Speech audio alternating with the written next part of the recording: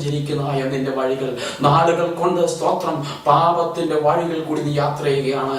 നാളുകൾ കൊണ്ട് സ്തോത്രം പച്ചവെള്ളം പോലെ നീ ഊറ്റിക്കുടിക്കുകയാണ് പാപത്തെ.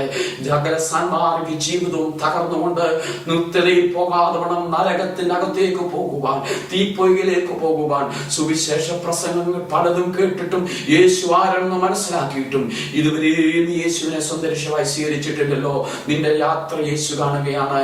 നിന്റെ പാപത്തിന്റെ ആഴങ്ങൾ യേശു കാണുന്നു. നീ പാപത്തിലേക്ക് ആഴങ്ങളിലേക്ക് ഇറങ്ങിക്കിടക്കുകയാണ്. പാപത്തിന് പല സ്റ്റെപ്പുകളാണ്.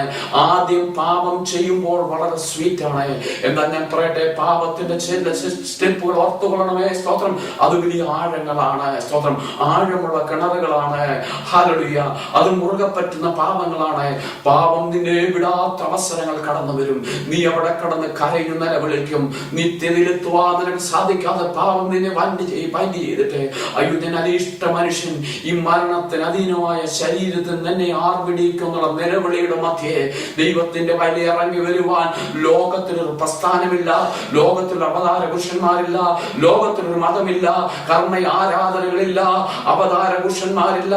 ഒറ്റ ഒരു വ്യക്തി മാത്രമേ ലോകത്തിൽ മനുഷ്യന്റെ പാപത്തിൽ നിന്നും മനുഷ്യനെ പണിയുവാൻ, നിത്യയിലെത്തിക്കുവാൻ, സമാധാനം കൊടുക്കുവാൻ, സ്വസ്ഥത കൊടുക്കുവാൻ ഒരുവനേ ഉള്ളൂ. അത് കർത്താവായ യേശു ക്രിസ്തു മാത്രമാണ്. എന്നെ കേൾക്കുന്ന പ്രിയ സഹോദര, ഇന്ന് രാത്രികാലം യേശുവിനെ സ്വന്തം രക്ഷകനായി നീ സ്വീകരിക്കുമോ?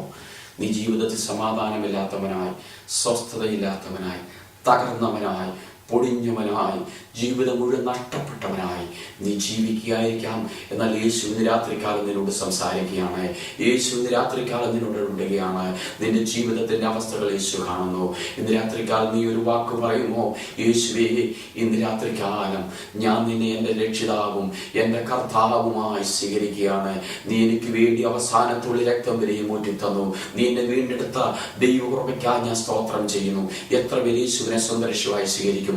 യേശുവേ, അങ്ങ് എൻ്റെ കർത്താവും എൻ്റെ രക്ഷിതമായി അങ്ങ് ഞാൻ സ്വീകരിക്കുമെന്ന് ഇന്ന് രാത്രികാലം നിന്റെ വാക്കുകൊണ്ട് നീ വിശ്വസിച്ചിട്ട് പറഞ്ഞാൽ ഇന്ന് രാത്രികാലം നീ യേശുവിന്റെ മകനായി മകളായി തീരും. നിത്യതയെ കൊണ്ടെത്തിക്കുവാൻ യേശുവിന് സാധിക്കും.